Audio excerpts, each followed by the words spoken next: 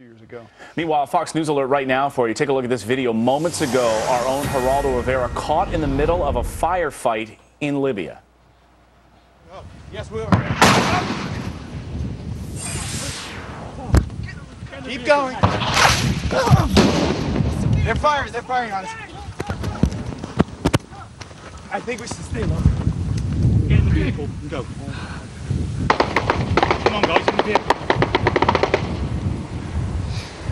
They're firing at us.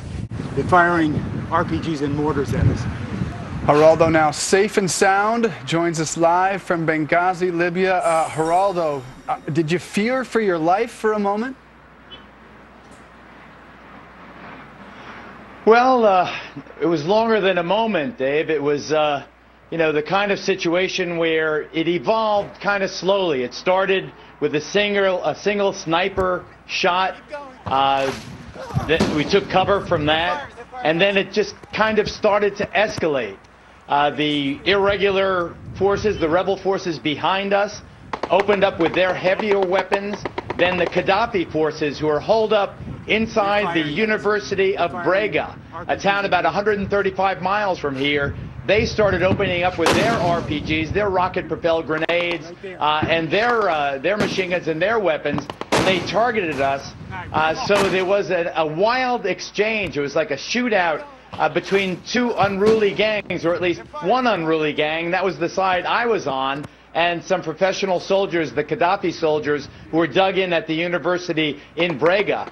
Every time they unleashed their salvos, the rebel irregulars would wildly retreat or fire their weapons, and then it seemed to me that the Gaddafi forces would get our coordinates where we were targeted, then let go with their RPGs, and there may have been mortars involved also. But it was a wild scene, and you know, I was as worried about getting shot in the back by the good guys as I was getting shot in the front by the Gaddafi forces, who really are holding that university now with the rebel forces semi-surrounding them. The regular rebel army has gone beyond Brega, so these Gaddafi forces are behind the rebel lines, but they've got a tough position, and given the absolute disorganization, bad training, and you know, absolute lack of chain of command,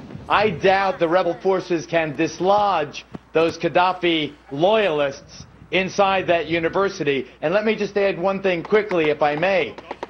There's a lot of talk now, a lot of pressure on various powers, NATO and including the United States and others, to arm the rebels. I swear to God, if you give these people weapons and more powerful than they have right now, they will be a grave danger to themselves and others. They don't know how to use these weapons. At the first sign of a threat, they let loose their salvos, and then when you really have incoming, when the enemy is fighting back, and it's the time when real soldiers use their training and their experience and the chain of command and the sergeants and the captains and the other superior officers give their tactical commands, that is non-existent in the rebel army.